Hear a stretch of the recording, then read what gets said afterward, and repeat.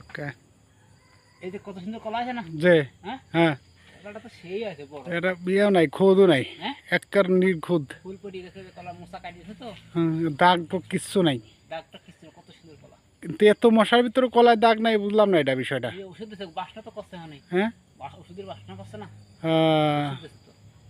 এই জন্য কলায় এক ওষুধ ফোঁটেও নাই। দিচ্ছে তো কলা, ওই যে আর ওই যে এই এক খাত আছে ও হা হা হা এর ভিতরে, হ্যাঁ, এই যে ও এই যে আরো কলা, না না, দেখা যায় তো। হ্যাঁ হ্যাঁ হ্যাঁ, দেখা যায়। এই যে আরো এক খাত। ওই কিন্তু বড়।